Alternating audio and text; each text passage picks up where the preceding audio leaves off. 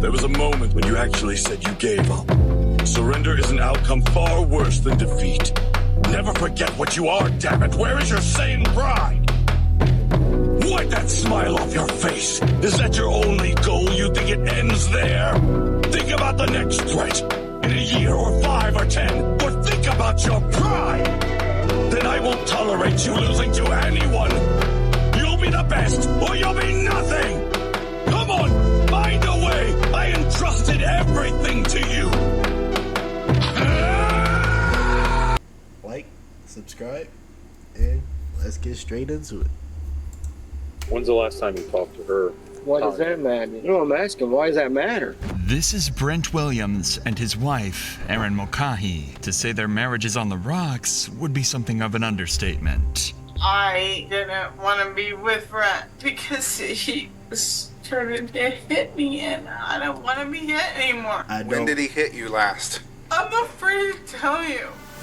Only months after this encounter with law enforcement, the marriage of Brent Williams and Erin Mulcahy would come to a tragic end. Erin like had been found dead. Oh. At first, it looked like a terrible accident, but as the investigation delved deeper, the cops realized their sleepy village of Waynesville, Ohio, was about to experience its first homicide in almost 60 years. The investigation began on July 7th with a horrifying discovery. What's going on?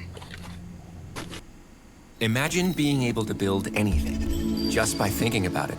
Meet Base 44, a complete AI creation platform. Build a pool and I'm in a room. Fuck. She's been in there for 2 days, probably. Okay. In this apartment here? Yeah. Erin Mulcahy? Yeah.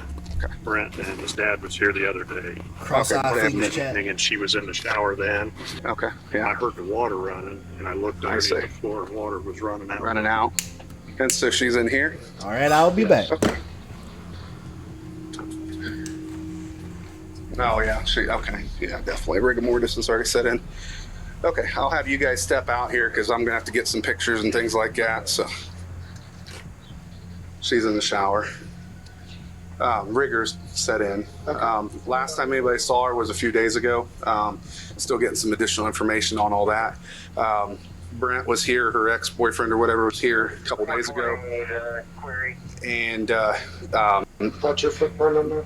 no, that might be one of the guys coming from one of the landlords. They were coming in and redoing the apartment next door. They heard water running. And when Brent was here, supposedly the other day, he said that he heard water running, but they said there was water all the way. It was flooded all the way out here. So We're not even going to perch because right, yeah, exactly. So we'll preserve the scene for you. And okay, all right. Well, I appreciate that. footprints too. So my footprints Right. there. Yeah, your footprints right here. I'm going to talk to these guys and make sure they came in and shut the water off, but they're the ones that found her, so I would presume that. Erin's neighbors had become concerned for her welfare, as they'd heard water constantly running from inside her apartment. It could be nothing to worry about, but Erin's neighbors decided to call her landlord to voice their concerns. Erin's landlord called Brent to try and get permission to enter the house, but he didn't answer the phone. So her landlord called Brent's father instead, who arrived a short time later to help. But instead of finding a problem with the plumbing, they found Erin's body slumped in the shower, and the worst part, she'd been there for several days. It would be easy to assume Erin was the victim of nothing more than an accident, as there appeared to be no injuries, stab wounds, and no sign of a suspicious death. The officer knew Erin had been having problems with alcohol addiction, but he also knew her marriage to Brent was not a happy one, and there could be more to this case than first appeared. Yeah, I'm not sure what it is. I've got to get. Actually, you know what? I do know what that is. That's a nose hair. Oh, okay. History of alcohol, alcoholism, and things like that. So, but I've got to investigate this as something beyond that because there has been domestic history and things like that. So, all right. Howdy. To try and get a better picture, the officer spoke to Brent's father, who revealed Erin and Brent's marriage was on the verge of breaking down completely. Let's just start, I guess, from the beginning. When was the last, prior to today, when was the last time you were actually in this apartment? Thursday. And was anyone with you when you went in? Brent and I went in there. Okay. And what happened on Thursday? Brent needed to get his checks, X3 checks, out of there because he didn't know what Aaron was going to do. Okay. And he wanted me to come along because we're witness. Sure. Makes sense. Go in. Yeah. We hear the shower running. We think she's in the shower. He gets his checks. We leave. Okay. We come out here. We run into Jim standing right out here. And we said that we told him exactly what we done. We went in to get them checks and stuff. And he said, I talked to Aaron the other day. Who was this that you were talking to? The guy that owns it. Oh, yeah. Okay. I gotcha. He said Thursday, late afternoon, early evening, he said, I had talked to her yesterday, told her to get out. And that's about all that was said. Okay. He went his way. We did too. Earlier today, Brent went up and got some mail, and he said it had Aaron's name on it, and he didn't want to bring it out here because he was afraid of trouble. Sure. Arguments. Sure, yeah. So I said, well, just leave it there. I'll take it out. We're on our way up here. Sure. And he calls me. Okay. And said that he had to get in there. Okay. He told me about the water running, so he shut it on. Okay. Before you guys made entry, he shut the water off? Okay. So when I go in there, the bathroom door's closed. I beat him. I open it up, and I thought I seen her laying on the floor there through the glass door. Okay. And then Jim called, you got this. Did you actually walk into the bathroom? I did. You did? Okay. Okay. Oh my God. How long had they been split up? Do you know roughly? What is today? Saturday. Today's Saturday. Yeah. Monday, of last week. I don't know for sure. Okay, so it's just been recent. Very recent. Okay. Build better habits so you can outperform yesterday. Brent's father also revealed he and Brent visited the house 2 days earlier, and even though they heard the shower running, they didn't physically see Erin, so they couldn't confirm if she was alive at the time. Erin's father had his own theories about what had happened, as he'd been dealing with her alcohol addiction and mental health problems for years. In fact, it came almost as no surprise that she had passed away at an early age. Becomes a father. Okay. Okay. Okay. Nice to meet you. I've known him for years from church and stuff like that. Okay. And, he was telling me that Aaron has had kind of struggled with alcohol, some seizures, stuff like that. She was bipolar too? Schizophrenic? Yeah. I remember her telling me that. As you know, I've been here many times. We've going on. It's been back and forth. Yeah. That's why I haven't been here. I told them, wait, when you guys get your act together, then we'll start acting like a regular family. Fussing and fighting, I'm not getting involved. Right. Because everyone's wanting to get me in the middle of it. Sure. Yeah. Sure. Absolutely. But Erin's father also had a crucial piece of information that would help the cops trace Erin's last movements and try and solve the mystery of her death. And I know she'd had seizures on and off, but I didn't know that how bad they were lately. I mean, she'd been having something lately. I just talked to her 2 days ago. You did? Yeah. On the phone? On the phone, so. Do you have date and time? A date I could look at my phone. Okay. Phone, okay. If we could get that, that'd be great. Okay. We're just trying to paint a picture as to how we got to where we're at right now. So. Right. I understand. It's entirely possible that Erin hadn't been taking her medication and had suffered a seizure while taking a shower, resulting in her untimely death. If Erin's father had spoken to her on the phone in the last couple of days, then finding out what time he made that call could help piece together this puzzle and determine a time of death. Because can't they tell the exact, can we, how talk long to you for the a few body's minutes? been there? All right. But luckily, Brent arrived on the scene and was more than happy to help the cops with their inquiries.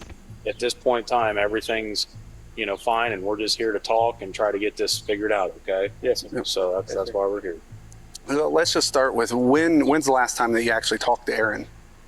Sunday. Sunday? I moved out Sunday. You moved out on Sunday? Okay. Yeah. Was it kind of a heated argument or she just said, get your stuff and go? I did. My dad came with me. Okay. Got my clothes. Pulled out. Okay. Went to Garden State that night. Okay. All right. And did she say anything to you when you left or nothing at all? No. I just said I was very quiet about it. My dad was with me. He'll vouch that I got my clothes, didn't say a word to her. Sure. And got out. Okay. There's nothing to suggest either Brent or his father are hiding anything or withholding information. Brent seemed adamant that he entered and left the house as quickly as he could and didn't interact with Aaron, other than by text message. But out of nowhere, Brent's father throws up a major red flag that's impossible to miss. Did you guys have any conversation after that? You hadn't talked to her at all since Sunday? Text her. Yeah, you want to read the text? You're more than welcome. Yeah, we can. Yeah, that's fine. Really don't bother me. Okay. Remember, Brent, I said don't volunteer. Answer questions, okay? Okay. Okay. So, is he a part of this shit too? Or am I wrong? This could just be a case of an overly cautious parent, as Brent himself seemed to have no problem cooperating with the cops, agreeing to pretty much anything the officer asked of him. One other thing that I would like to do, and here again, this is just to eliminate you from any wrongdoing, is I was wondering if you would be willing to give a voluntary DNA sample.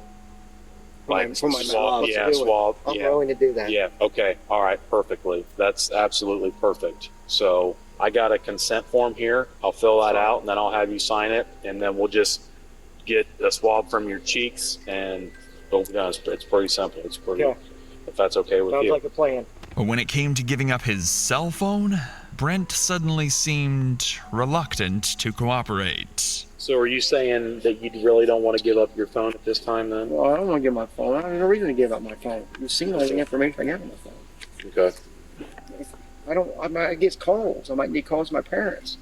No, I understand. You're cool. He's okay with that. Yeah, I mean, that's why we asked. I mean, it's, you know. I mean, I'm not trying to hide anything. I just don't want to give it up. Do you mind if I get pictures of those text messages? Brent's behavior aroused suspicion with the cops. It could be possible that there's something on the phone he didn't want the cops to see, but if there was, they'd have to wait to find it. So to try and understand Aaron and Brent's relationship more, Waynestown police reviewed Wix gives you the power of AI to build the website you need with full business functionality and a design tailored body cam footage of one of the many times they'd been called to the residence. And just like this example from months earlier, the arguments usually started because of Aaron's drinking. Hi. Hi, how are you? What's going on? She left? She left. I didn't know what the situation was when she came back. I don't want to go to jail. She put me in jail once. And there she is, intoxicated as hell. Okay. You think you're drunk? I have drunk. Okay, yeah, I can tell. All right, hold up, When Chad. did you start I'll be today? right back. Earlier today.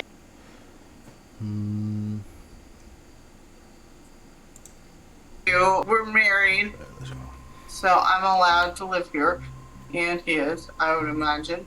Mm-hmm. Yeah. Yeah, especially if my dad pays my rent. Yeah, there hasn't been any other than verbal argument. That's all. Been an argument. No, hasn't even been an argument. Okay. That's why you're here. That's why you're here before something happens. Okay. Well, I can't. I can't stay here all night and wait until. So what's the plan then? What's get my stuff? I'm going out. Okay. Are you doing that now or? Yeah. Okay. Okay. All right. Well, I can stand by while you do that. Can you do me a favor? No, What's that? I know you're a busy guy and everything. But can you drive by here and listen up? Because last time I was up, there was a guy here. Okay. And I'm worried about my stuff. Who cares? And I'm worried about my stuff. Okay. If you and I are not being together ever again, leave me the hell alone. Have you filed for divorce yet? She sounds intoxicated. I went to Despite Aaron's threats, the couple were indeed together and separated again several times over the next few months. With nothing to go off, no forensics, and no solid lead in the case, the cops had no choice but to try and convince Brent to give up his phone in the hope that it cleared him of any wrongdoing, or gave them anything to go off. This encounter did not go as smoothly as planned. Because why would he give y'all his phone? How you doing? Oh, it's been horrible. I'm gonna get a robe on. I got my pajamas on. Hello. Hi. How are you? Just in a bird. Are you looking for Brent? Living the dream. We are. Is he here? No, he's in line. Okay. Is he? Okay. Okay. Is there any way you could get a hold of him or have him come back down here? Because I'd like to talk to him again, if that's okay, real quick. Well, yeah, but it's not going to be real quick. He's a lineman. No, I understand that. Why are you wanting to talk to him again? There's just a few more things that we'd like to talk to him about from, Saturday night when we talked and whatnot. Okay, you got me on it.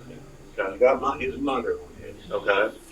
You better come across with something, buddy, because I'm thinking my son's going to jail, and you better straight help me out on this. Shit might be. And I'm damn serious. Okay. He's not going to jail. Okay. You sure of that? No, he's not going to jail. Okay. Then I'm going to call him. Yeah, no. If I'm Is he about going to ready be to fall charged over with here. something? No. What? Is he going to be charged with something? No, we're still trying to figure out exactly what's going Trying on. to get this figured out, okay? With no sign of Brent, the officers were left to deal with his increasingly hostile parents who were intent on questioning every step of the investigation. Because there are some loopholes that we're trying to get those loopholes filled up. That's what we're trying to do. Well, I'm about ready to pass out here. Okay. I am Because too. you're working me up. And I know you're not doing this and all this. How am I working you up, sir? Because my son is in on this and you're asking more questions about him. And she's Wouldn't you dead. be concerned about him? Right. You wouldn't be concerned about your son? Wouldn't you? We've been a mess. I understand that, and that's why we're trying to Come and get. sit down. That's why we're trying to get Come everything. on, we can figured sit out. down here.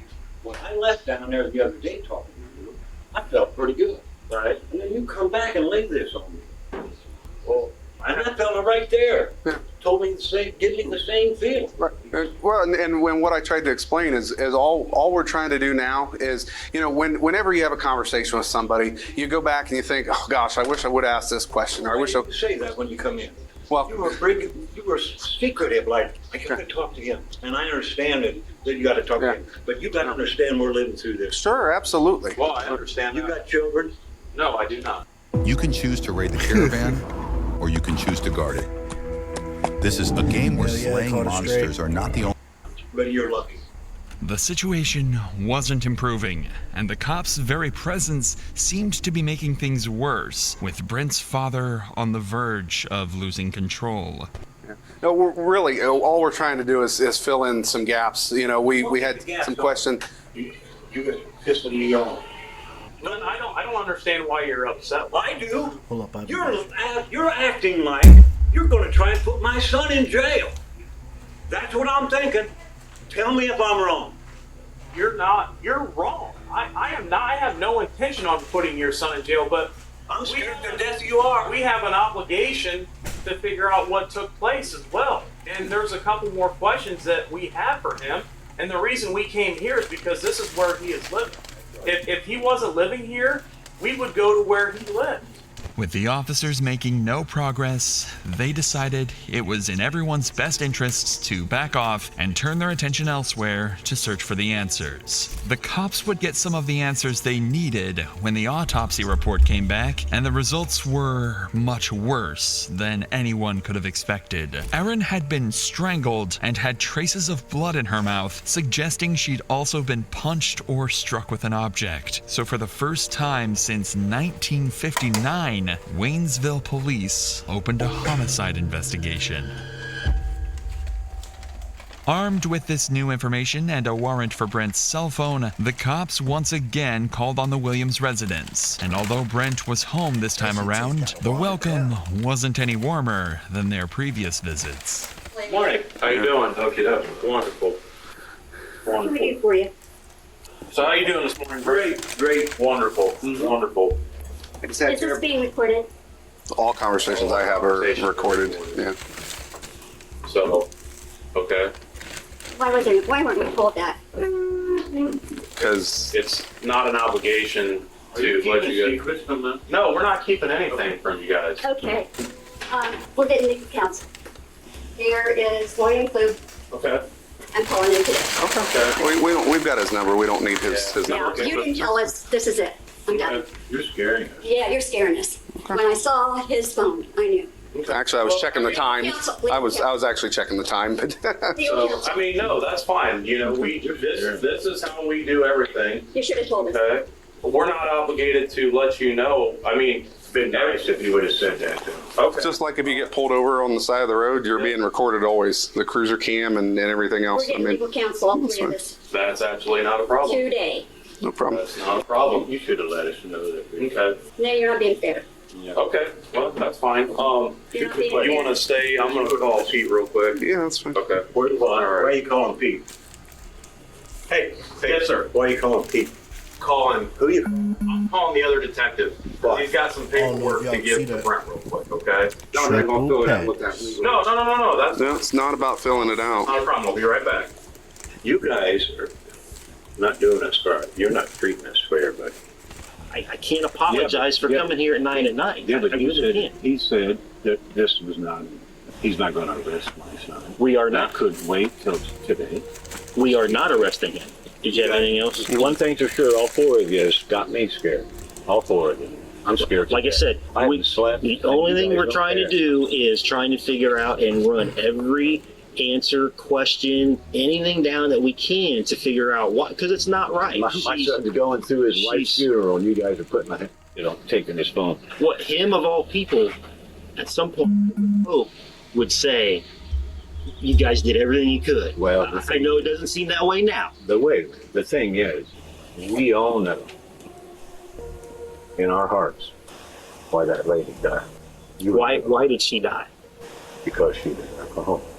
Despite the monumental effort to obtain Brent's cell phone, the search came up with nothing incriminating, or any suggestion he was going to kill or even harm Aaron. So the cops focused their attention on Aaron's phone, and the last time it was active. Turns out, Aaron made a phone call on July 5th, and then went quiet. Brent had also told police he had sent Aaron a text message the very same night, but she never replied, and it started to look like that was the night she was killed.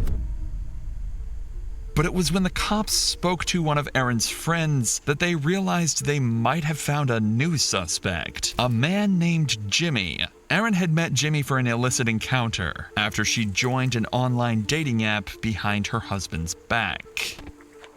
Hungry Root is the easiest way to eat healthy. Hungry Root is kind of like having your own personal shopper, and I was wondering if you could help me out.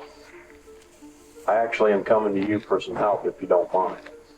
Depends. Okay. Well, I'm going to give you a name. And you're probably going to think I'm here for another reason, but I'm not here for that reason, okay? So can I give you that name? Aaron McCauley.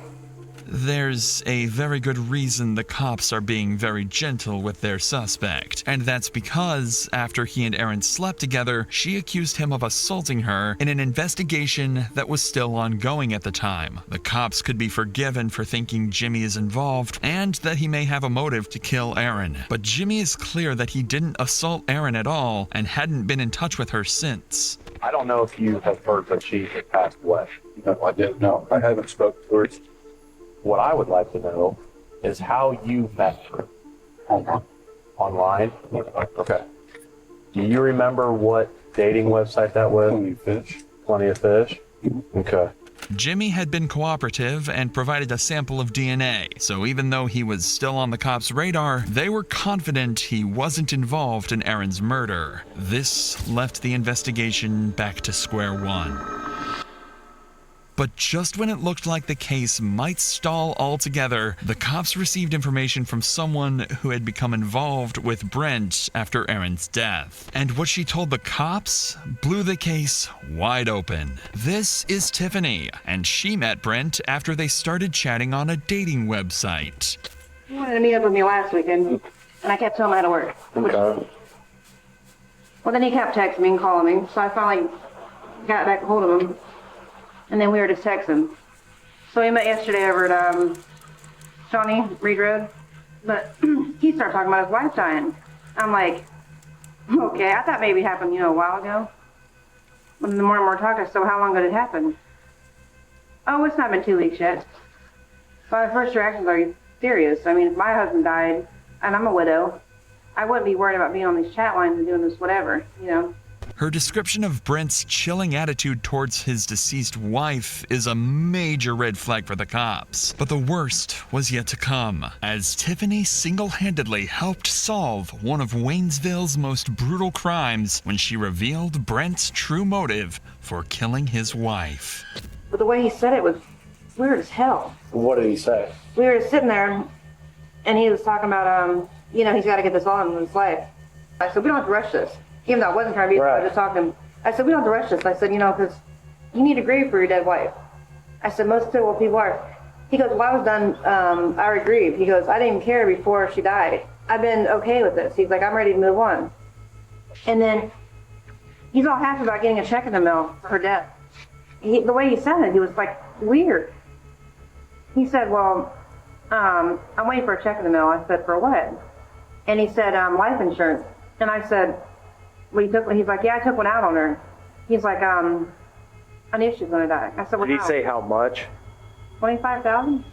As if cashing in on his wife's life. Oh, so he was waiting to get a bag off her. That's crazy. Life insurance wasn't evidence enough. Brent had taken out the policy only 5 weeks before Erin's death. Just as things couldn't get any worse for Brent, the DNA evidence cleared Jimmy of any wrongdoing. And this was all the evidence the cops needed to finally make an arrest. Hey, Con, take it easy. He doesn't know about outside. He'll be arrested too, all right? What the hell? I don't care what he's got. You're better. I'll tell you something right now, sir. All right, go. He did not do this. He did not. Yeah. My arm hurts. Stop this. Come on, put me on your. First of all, you're arresting me when I didn't do nothing wrong. That's fine. Let's go. Let's go to jail. Brent Williams was charged with Erin's murder, and his trial took place in the Auglaize County Common Pleas Court. He waived his right to a jury trial, leaving a judge to decide his fate. With the motive of a life insurance payout and DNA evidence, Brent Williams was found guilty of murdering Erin Mulcahy and sentenced to 15 years to life. Well deserved. Sand will be your best friend in Siege. That's well deserved. I ain't gonna lie, this burger good as fuck. Y'all gotta get on to it. It's a Bacon King triple patty. I know. That motherfucker look good, don't it? I know. We have 2 more reactions. So if you're on YouTube, come to Twitch, man. Come to Twitch. Hit that follow. Do not forget to follow. I would appreciate it a shit ton.